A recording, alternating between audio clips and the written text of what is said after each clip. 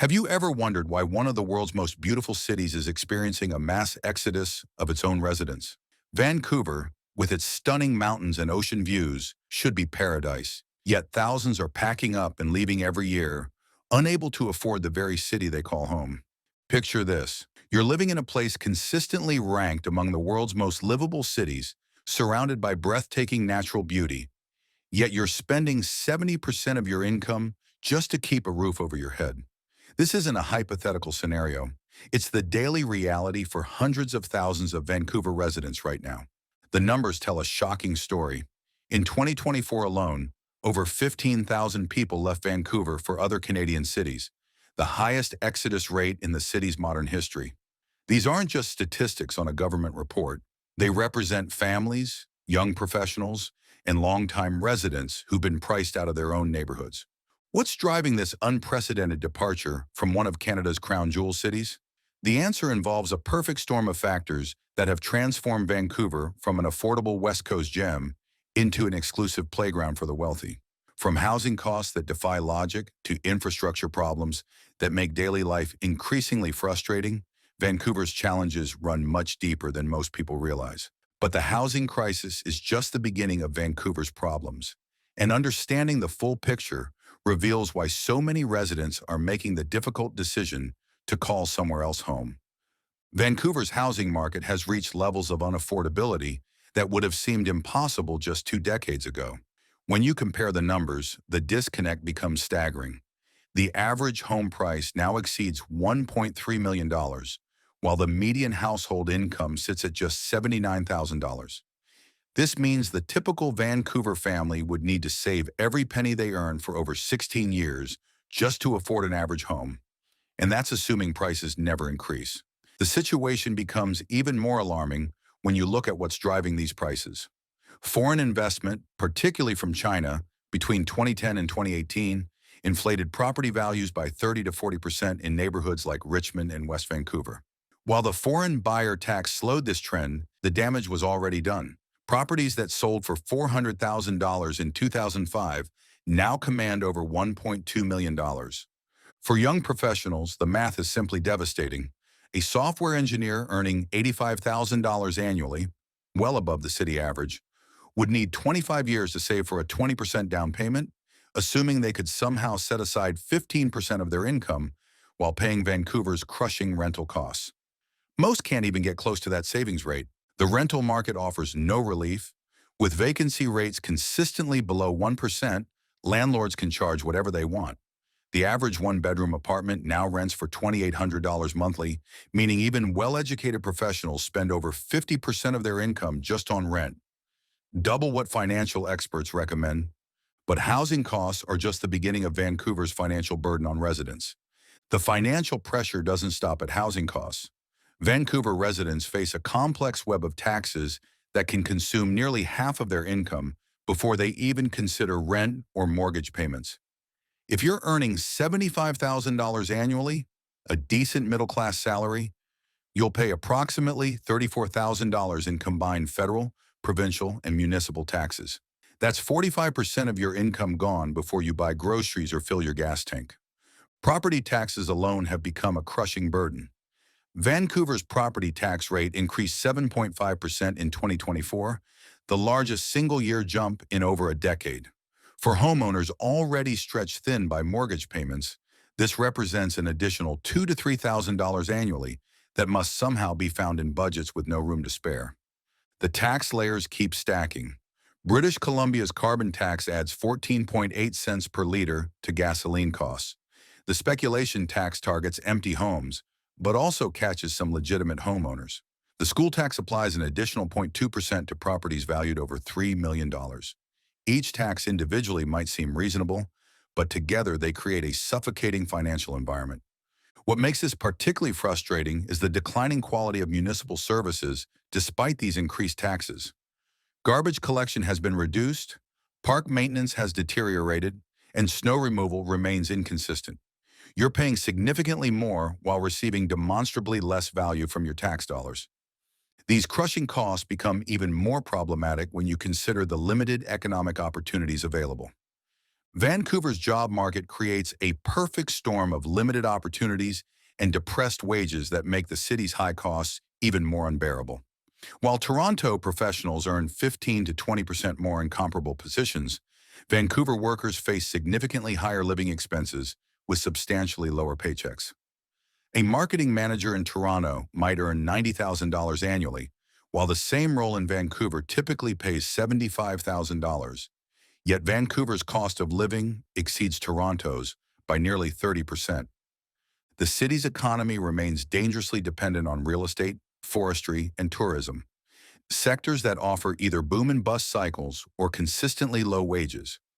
Vancouver's much-touted tech sector employs fewer than 40,000 people across the entire metropolitan area, with opportunities concentrated in just a handful of companies like Lululemon, Electronic Arts, and Microsoft's small satellite office. If you're not in real estate development or resource extraction, your career options become surprisingly limited. Most available jobs cluster in hospitality, retail, and service industries, where wages rarely exceed $20 per hour. Restaurant servers, retail associates, and hotel workers, the people who keep Vancouver's tourism economy running, earn poverty wages while living in one of North America's most expensive cities. The math simply doesn't work. This economic reality drives the brain drain that's hollowing out Vancouver's professional class. Engineers, doctors, lawyers, and skilled trades workers increasingly relocate to Calgary, Edmonton, or even smaller cities where their earnings stretch further and career advancement opportunities actually exist. The economic challenges are compounded by Vancouver's increasingly isolating social environment. Vancouver's social fabric has unraveled in ways that contradict the city's friendly reputation. The phenomenon locals call the Vancouver Special isn't about architecture. It's about the peculiar difficulty of forming genuine friendships in a city where everyone seems pleasant, but few connections run deep.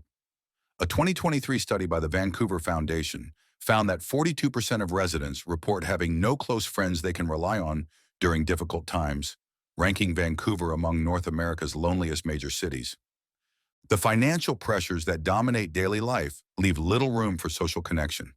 When you're spending 60% of your income on housing and working multiple jobs to survive, socializing becomes a luxury you can't afford.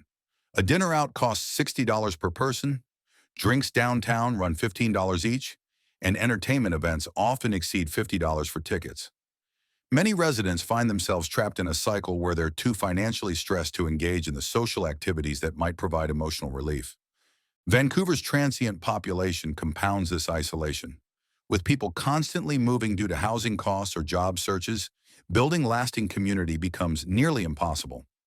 Neighborhoods lack stability when residents rarely stay longer than 2 years. You might finally connect with neighbors only to watch them pack up and leave for more affordable cities. The mental health consequences are measurable and alarming. Vancouver Coastal Health reports that anxiety and depression rates among adults aged 25 to 34 have increased 38% since 2019, with social isolation cited as a primary contributing factor. This social isolation is made worse by the city's growing infrastructure problems. Vancouver's infrastructure is crumbling under the weight of a growing population and decades of inadequate planning. The SkyTrain system, once the city's pride, now operates at 130% capacity during peak hours, forcing commuters to wait through multiple trains before squeezing aboard. What should be a 20-minute journey from Surrey to downtown regularly stretches to 45 minutes due to signal delays and overcrowding that brings trains to crawling speeds. Bridge traffic creates its own nightmare. The Portman and Lionsgate bridges add 45 to 60 minutes to what should be 15-minute crossings during rush hour. TransLink's own data shows that average commute times have increased 28% since 2018, yet transit expansion projects remain years behind schedule and billions over budget. Vancouver's cycling infrastructure promises green transportation, but delivers danger instead. The city boasts 400 kilometers of bike lanes on paper, yet only 60 kilometers offer protected routes separated from vehicle traffic. Cyclists regularly face gaps in coverage that force them into busy intersections or alongside speeding cars, creating accident rates 12% higher than Toronto's more comprehensive system. Downtown parking compounds the transportation crisis. You'll pay $15 to $25 daily for parking that's increasingly scarce, with occupancy rates exceeding 95% in the business core. Many lots have eliminated monthly options entirely, forcing workers into expensive daily fees that can exceed $300 monthly. These infrastructure issues are compounded by Vancouver's unpredictable and often depressing weather patterns. Vancouver's weather reputation as mild and pleasant masks a psychological reality that drives many residents to desperation. The city experiences over 160 days of rain annually, with recent years like 2021 and 2022 reaching 180 rainy days. That means you'll see precipitation on roughly half of all days throughout the year, creating a relentless cycle of gray skies and dampness that wears down even the most optimistic residents. The phenomenon locals call Junuary particularly devastates newcomers who arrive expecting West Coast sunshine. Summer temperatures in June often hover around 15 degrees Celsius with persistent drizzle, making it feel more like late autumn than peak summer.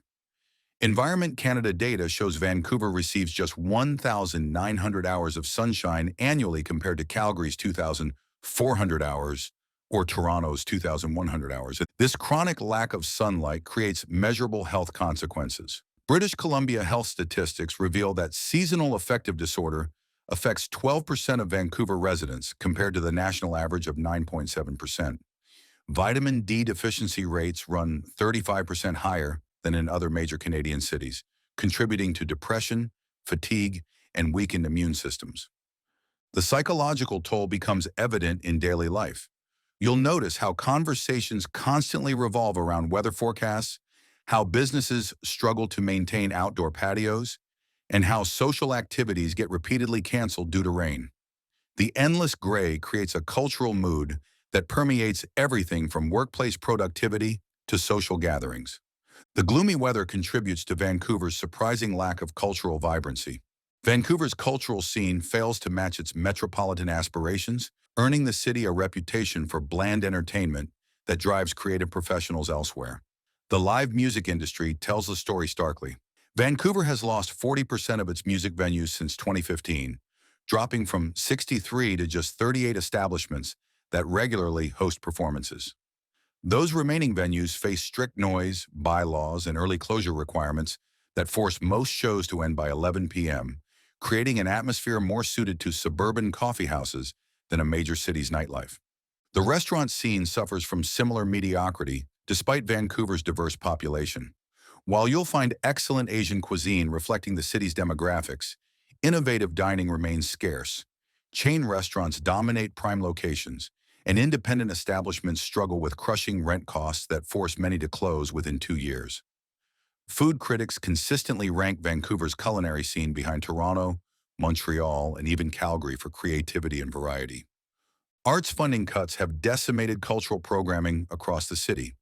The Vancouver Opera reduced its season from 5 productions to 3, while the Vancouver Symphony Orchestra eliminated 20% of its performances between 2020 and 2024. Gallery openings, theater productions, and cultural festivals have become increasingly rare as organizations struggle with reduced government support and corporate sponsorship. The no-fun city moniker persists despite decades of rebranding efforts because the underlying restrictions remain unchanged. Liquor licensing remains complex and expensive. Street festivals require extensive permits, and public gatherings face numerous regulatory hurdles that discourage spontaneous cultural expression. These cultural limitations reflect broader issues with Vancouver's governance and planning decisions. Vancouver's City Council has consistently made planning decisions that seem designed to frustrate residents while benefiting narrow interests. The city maintains archaic zoning restrictions that artificially limit housing supply, with 78% of residential land still zoned exclusively for single-family homes despite a housing affordability crisis.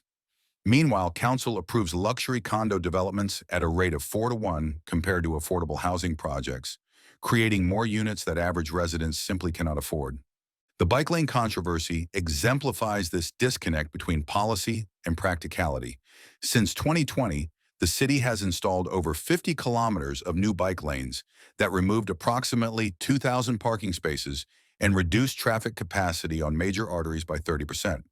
Yet cycling ridership has increased by only 8%, meaning the infrastructure serves a tiny fraction of residents while creating daily frustration for the majority who still rely on cars.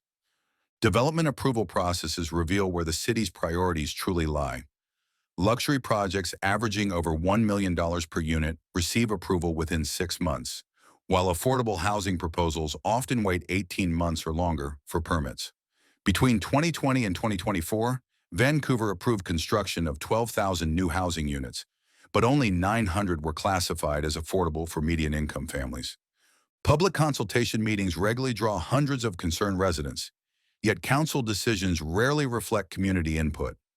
A 2023 survey by the Vancouver Sun found that 68% of residents felt their municipal government was unresponsive to their concerns about housing, transportation, and public safety. These governance issues have contributed to Vancouver's growing crime and safety concerns. Vancouver's crime statistics paint a disturbing picture that contradicts the city's safe reputation. Property crime rates now run 40% higher than the national average, with break-ins, car thefts, and vandalism becoming routine experiences for residents. Vancouver Police Department data shows that reported thefts increased 62% between 2020 and 2024, while conviction rates dropped to just 18% due to overwhelmed courts and catch-and-release policies. The downtown East Side's drug crisis has metastasized beyond its traditional boundaries, spreading into Yaletown, Gastown, and even residential neighborhoods like Mount Pleasant. Open drug use, tent encampments, and aggressive panhandling now occur regularly in areas that were considered safe just 5 years ago. Business owners report daily cleanup costs for human waste, needles, and vandalism that can exceed $500 monthly. Random violent incidents have increased dramatically, particularly targeting Asian residents and seniors. Vancouver police recorded 237 hate crimes in 2024, representing a 78% increase from 2021. These aren't just statistics. They represent grandmothers afraid to walk to the grocery store and professionals avoiding downtown transit after dark. Commercial districts are hemorrhaging businesses due to persistent theft and vandalism. The Granville Entertainment District has lost 28% of its retailers since 2022, while Robson Street struggles with vacancy rates exceeding 15%. Shop owners frequently cite security costs and inventory losses as primary reasons for closing or relocating to suburban malls. All these factors combine to create the ultimate question facing Vancouver residents. The decision facing thousands of Vancouver residents comes down to a brutal calculation. Is the lifestyle worth the sacrifice? Statistics. Canada data reveals that Vancouver experienced a net loss of over 15,000 residents in 2024 alone, marking the largest population exodus in the city's modern history. These aren't just numbers. They represent teachers, engineers, nurses, and skilled professionals who've concluded that Vancouver's quality of life no longer justifies its crushing costs. Young families lead this migration wave, relocating to Calgary where house prices average $600,000 compared to Vancouver's $1.3 million. Edmonton offers similar career opportunities with 40% lower living costs, while smaller BC cities like Kamloops and Prince George provide homeownership possibilities that remain fantasy in Vancouver. A software developer can buy a 4-bedroom house in Calgary for the same monthly payment as a 1-bedroom apartment rental in Vancouver. The business exodus compounds this brain drain. Companies like Hootsuite, Sony Pictures Imageworks, and numerous tech startups have relocated operations to cities with lower overhead costs and better talent retention rates. When businesses can't attract or keep employees due to housing costs, they simply move elsewhere, taking jobs and economic activity with them. Long-term residents are cashing out in unprecedented numbers. Homeowners who bought decades ago sell their modest properties for over $1 million, then purchase equivalent homes in other provinces for $300,000 while banking the difference for retirement. Vancouver's transformation from livable city to investment commodity has fundamentally altered who can afford to call it home, creating a future where only the wealthy remain.